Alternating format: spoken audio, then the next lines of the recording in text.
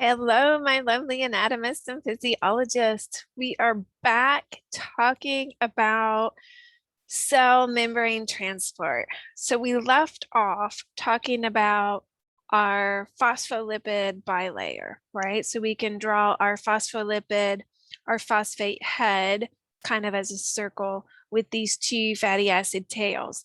And remember, the core of our cell membrane is a row of these phospholipids in a bilayer.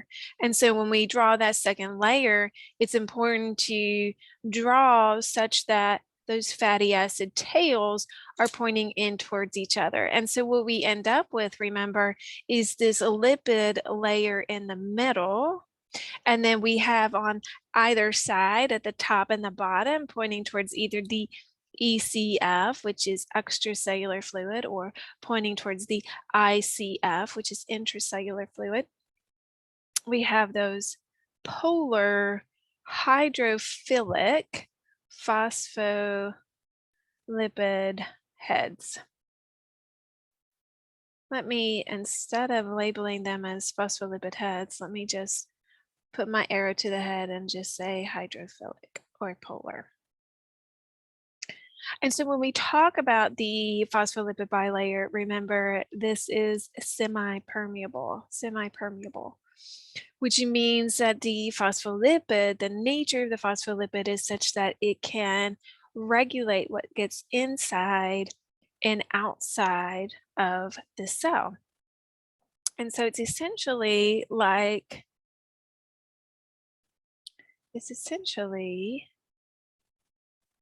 a traffic light where we have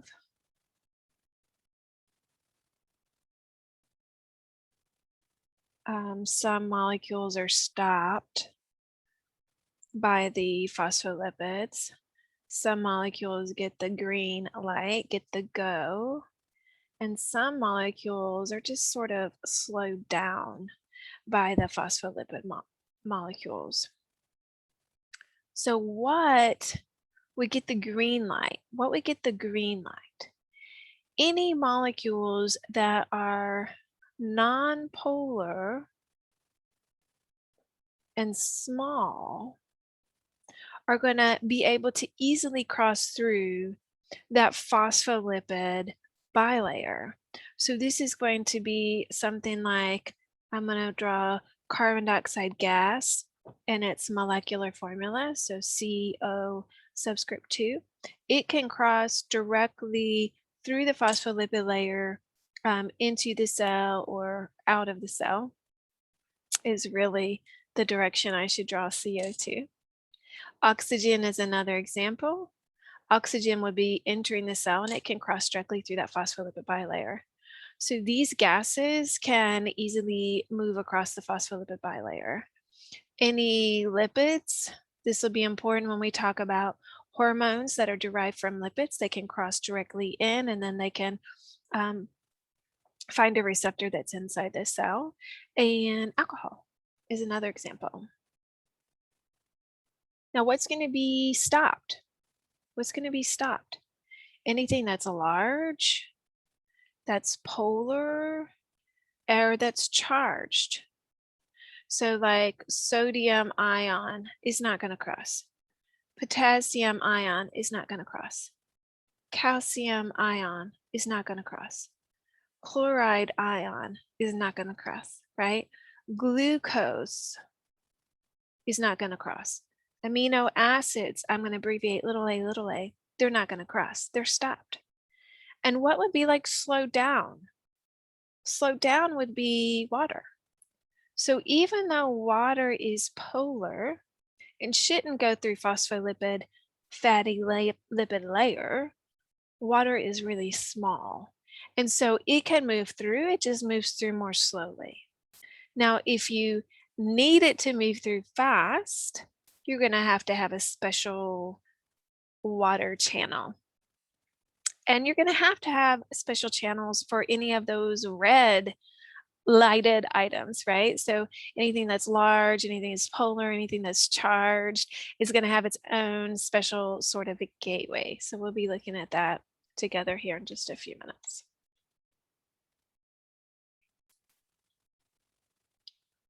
Now, when we talk about transport and movement across, we're going to see that we can, let's do transport. Let's break this down into either passive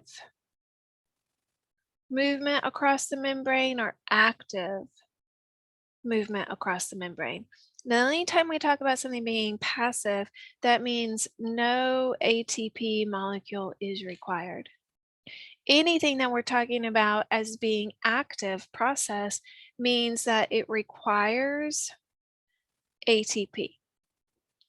ATP, remember, stands for our molecule adenosine triphosphate, and we've talked about it actually, I think in both chapters 1 and definitely in chapter 2 as being our energy molecule.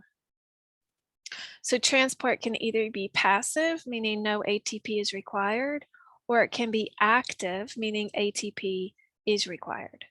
When we talk about passive diffusion, when we talk about passive transport, we have examples. So examples would be simple diffusion,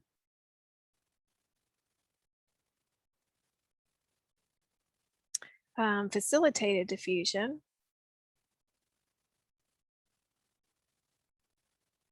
we'll talk more on each of these as we move through, osmosis, and filtration.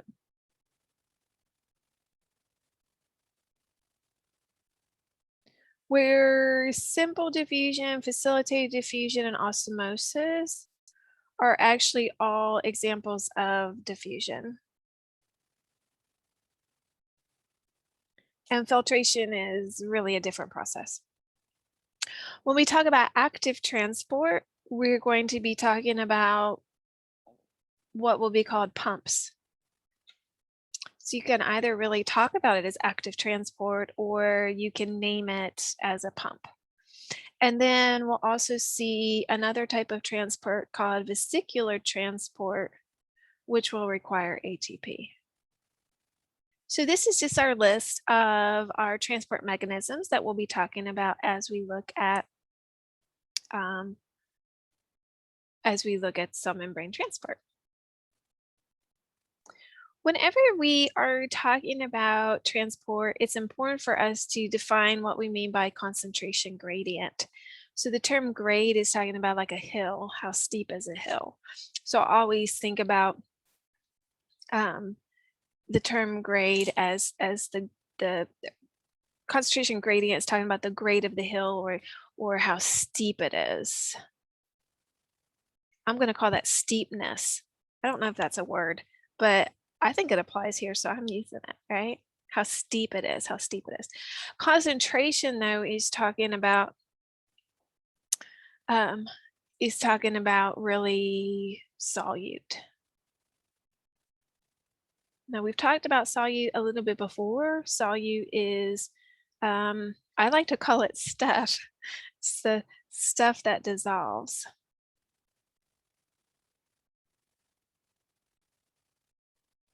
So here we're usually talking about like electrolytes, which are your ions, sodium, chloride, potassium, calcium, and so forth. Solute would also be talking about like your nutrients, so glucose, amino acids. I'll just put nutrients on here. This could be talking about hormone gradient. This could be talking really about, ultimately we'll see it can apply to water, which is our universal solvent, the dissolver. So when we're talking about concentration gradient, what we're really talking about is where you can have an area with a lot of solute and then an area with very low solute, right? So you can have an area we can call like the top of the hill, your high concentration. And here I'm using an upward pointing arrow to represent the word high. And then at the bottom of the hill, so you can draw a hill on your paper and you have an area of high concentration. And then the bottom of your hill would be like your area of low concentration. Now, the next thing that I want you to do is to imagine that you're on the hill. you're on the hill on your bicycle, or you're on the hill on skateboard or roller skates, you're on wheels and you're at the top of the hill, right? And what's about to happen? What's about to happen? You're gonna roll from, like, gravity will pull you, right? You're gonna roll from the top of the hill down the hill, right? And so this is what we see as happening for our molecules. Excuse me. Let me adjust my screen. We see this is happening for our molecules. So just like you roll down the bike, down the hill from a high to a low concentration, and it's completely passive. When you go downhill, it's completely passive. It doesn't take any energy from you to roll down the hill. Let's do that again. We went back in time and we go down the hill, right? Whoops. That's what we're talking about when we talk about simple diffusion. What I should really say is that's what we're talking about when we talk about concentration gradient. So when we talk about concentration gradient, we're talking about how easy is it for you to roll down the hill, right? How fast do you go? So the steeper the hill, the faster you go, the more like dramatic it is, right? And that's really what we're talking about with when we say passive transport, when we say going with the concentration gradient, we're really talking about this like pull of solute from an area of high concentration, top of the hill, to an area of low concentration, bottom of the hill. So that what we're talking about here is diffusion. Diffusion is the movement of solute. And remember, I like to just, in my mind, translate the word solute to stuff. Movement of solute from a high concentration, and I'm abbreviating concentration with C-O-N-C period. Movement of solute from a high concentration to a low concentration. Now you can also use like brackets to represent concentration. So sometimes I'll define diffusion by saying like an upward arrow, and then I put the word solute in brackets. So that's like an abbreviated way of saying from a high solute concentration. And then I draw an arrow to show going from high to low, and I put an arrow downward, and then I do again the brackets with the word solute in between. So now I have like a really quick shorthand way of writing diffusion is the movement of solute from a high concentration to a low concentration, right? So this is just like a easy way of repeating that information or talking about that information.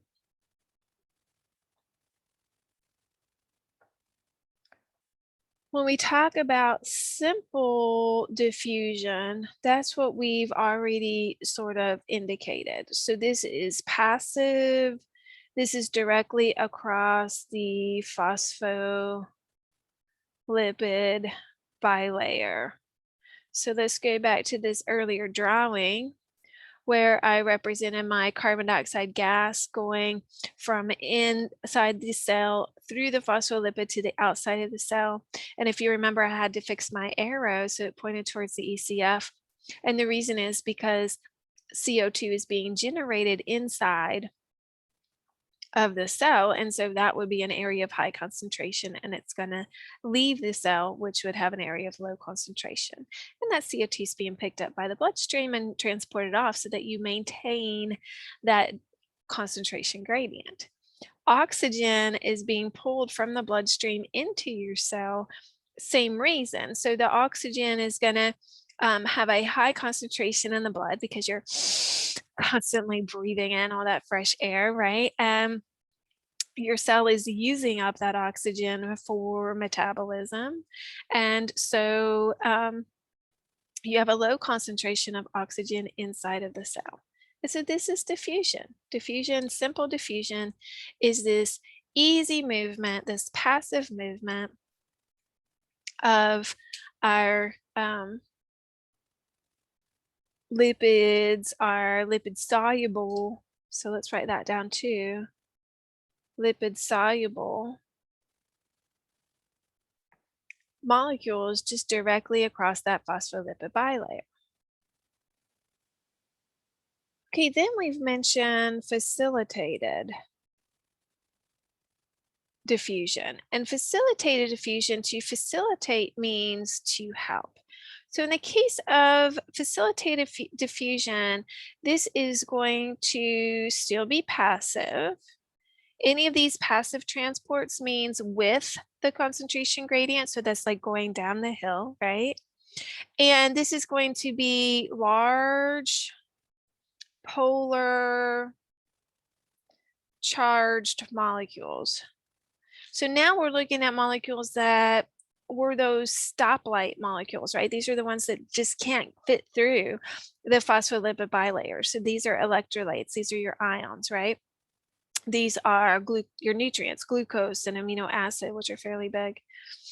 And in this case, they're going to use either protein channels or protein carriers.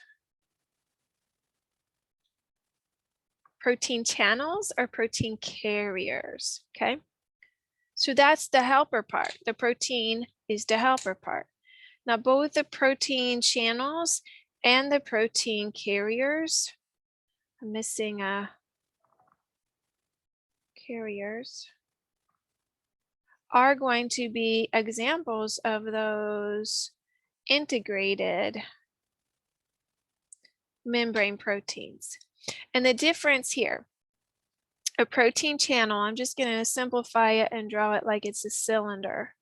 And then remember, it's embedded in between my phospholipids. So I'm going to just draw a little example here of my phospholipid bilayer.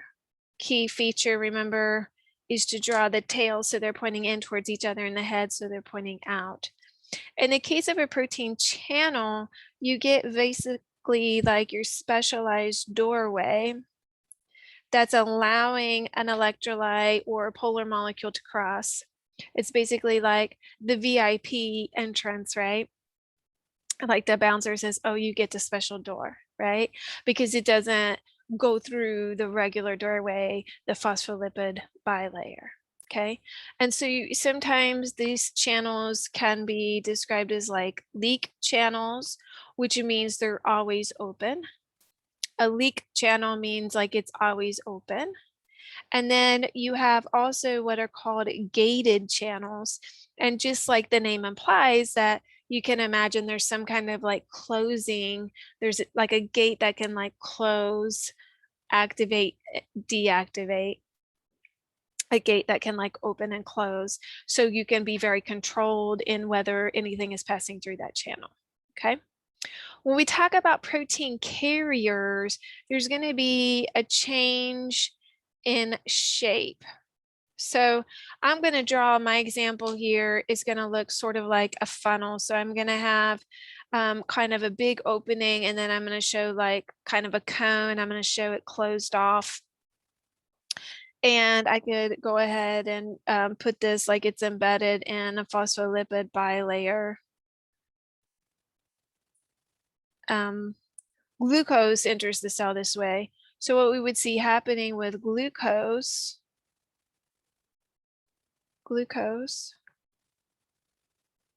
is that the molecule might come in and comes in and it binds.